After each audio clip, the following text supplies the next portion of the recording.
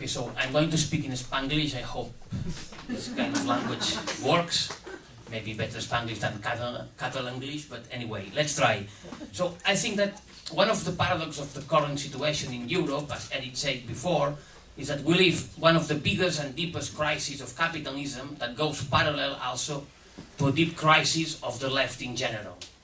And this leads to a kind of contradictory situation in which there is repoliticization, but after decades of low politicization, in which there are new movements, but after a long decline of traditional ones, in which we have social unrest, but in the same time there is still a low level of political consciousness, in which there is a social radicalization, but that is still inside the horizon of consumerist and capitalist point of view, a situation in which there is big social distress, but in the same time relatively low levels of political radicality, a situation in which there is a real expectation for social change, although the idea that the change is possible is undermined after decades of setbacks and so on and so forth. And this, I think, draws a picture of an uneven polarization between left and right across Europe. So in this scenario, I simply would like to make some strategic remarks that I think that can help in this debate on how to reconstitute Europe. The first one is I think that the left should approach current situation following, we could call to have a kind of strategic imagination. And for strategic imagination, a concept that probably can have certain echo with Wright Mills, an American sociologist who talk about the radical, the sociological imagination. And for strategic imagination, I mean two things. One is to be able to draw a kind of political thinking that is able to be innovative in permanence. And the second element, to try to think politically with a broad time and scale scope. I think that a key issue is to place the current crisis in a historical perspective, and the second element is to think politically, not only in our immediate local and national situation, but also with a global, broad European perspective. The second remark, I think that, well, we know that we live in a time of crisis, but maybe it's good to remember what a crisis means, not only about what happens economically when there is a crisis, but if you remember the word crisis in his ancient Greek origins, that comes from the word krino, used to mean to judge, to prepare, to decide, to choose. And to do this in a shortage of time. So the idea that the crisis is an exceptional moment in which action has to be taken. That means that when there is a crisis, the only thing that the left cannot do is to approach the crisis in a business as usual mentality. And I think that most of the left in Europe has approached the crisis following each own version of the old, tried and tested tactics. No matter how this old and tried tested tactics was, but a lot of the left approached the crisis as business as usual. I think that that's one of the biggest problems we have had in these 5 years, that it was difficult for most of the left in Europe to understand that the crisis was a real change of epoch, a change of era, and this put on the table the need to have innovative and new strategies. Maybe we could understand this following Walter Benjamin, that he used to say that catastrophe is to miss the opportunity. And a critical moment comes, he said, when the status quo threatens to be preserved. So I think that to understand what the crisis is very important. And this leads to me to my third remark, with this, already Eric said something about this, is the need to have a radical approach, the need for radicality. Well, if we follow Marx, maybe we remember that once he said that radicality means to try to grasp the root of a matter. That's a very well-known sentence of Marx. But also he said once that, in a letter he wrote when he was young to his mate Arnold Rush, that he said that the task that we have to do, it was 1843, it's a little bit far away, he says the ruthless criticism of the existing order. And he said, for ruthless criticism, I understand a kind of criticism that is not afraid about the consequences of itself, and that is not afraid about the confrontation and conflicts with the powers that be. I think that this idea of radicality is critical to define a left strategy. Then, in a certain way, basically, even making another classic quotation, it's being radical means to be as radical as reality is itself.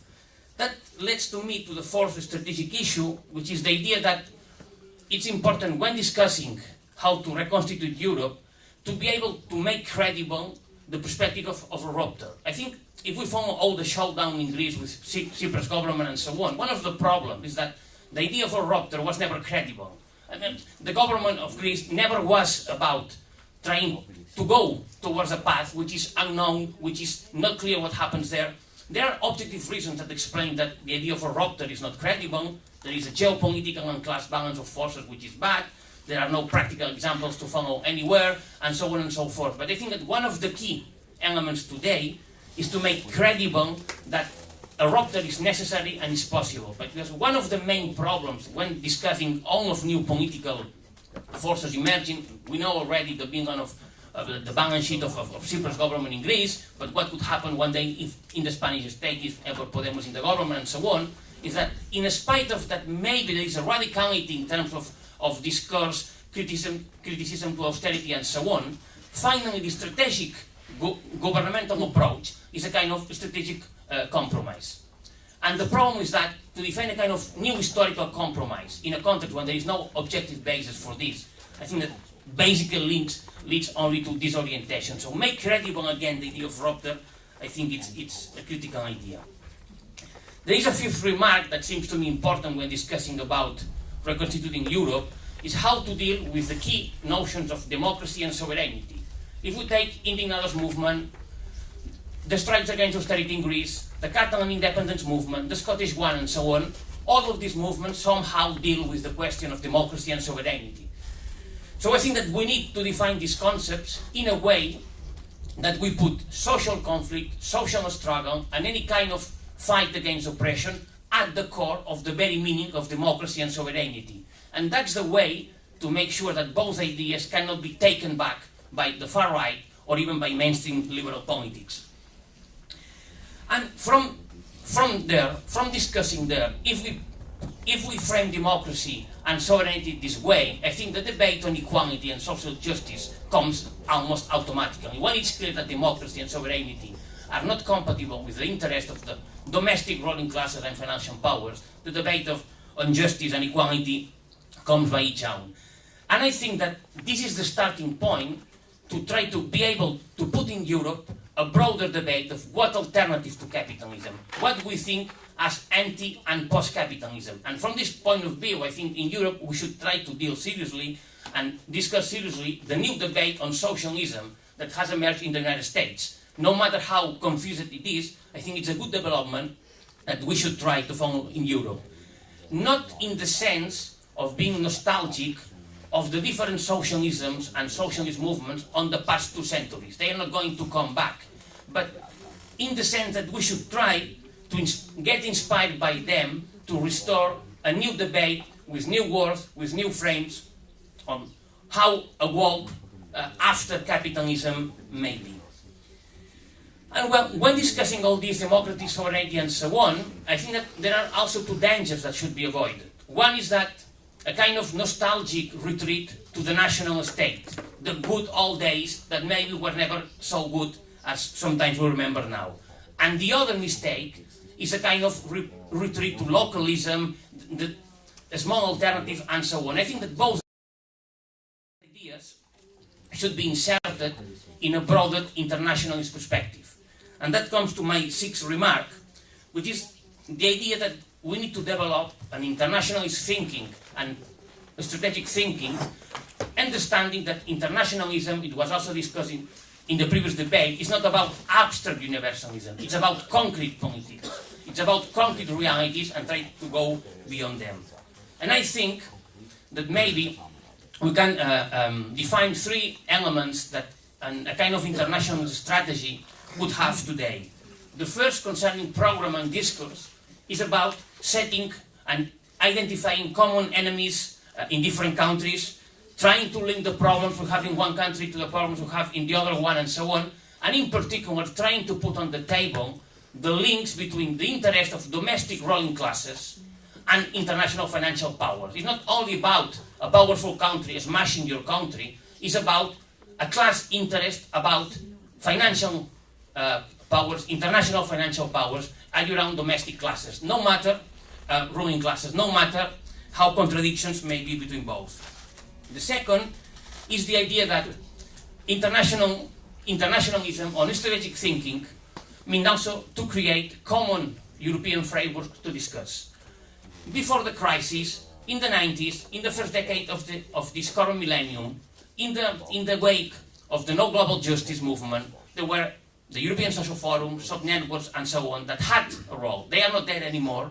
The task now is to create new European networks, like the Plan B, EReNSEP, and so on, to discuss, in order to learn from the success of the other countries, and to avoid, in particular, the mistakes and failures of the other ones. For example, for me, it's still surprising to see how there has not been a real debate across Europe about the Greek failure.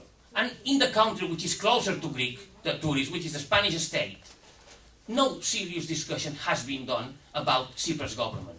No, anyone. So, well, you know, fail in one country, it may happen, but repeating the state failure in the country next to the other makes no sense. So I think that we need a real European framework to discuss and to avoid repeating failures and to try to skip some stages and some steps, learning from things that seem to work in other places.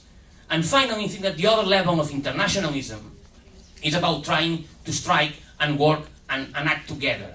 And I think here sometimes there is a kind of counterposition between the national, the international, the local. I think it makes no sense. I mean, capital works at international, national, and local levels. So resistance has to be done at the local, at the national, and at the international level, and try to manage dialectically all these scales of resistance with the idea to try to outline and to sketch a kind of also identity and a European identity of resistance movements that begin in concrete realities, and starting from these realities try to go beyond. And this goes to my final remark, just 1 minute. I think that when discussing all this, we should remember that if we want to rebuild a project to change society, well, rebuilding a project from below, finally it's about struggle and militancy. To change the world, what is required is to struggle, and what is required is to engage in militant political collective engagement. Changing the world means about rebuilding social institutions from below, organizing people, encourage self-organization, and so on. Well, in 1880,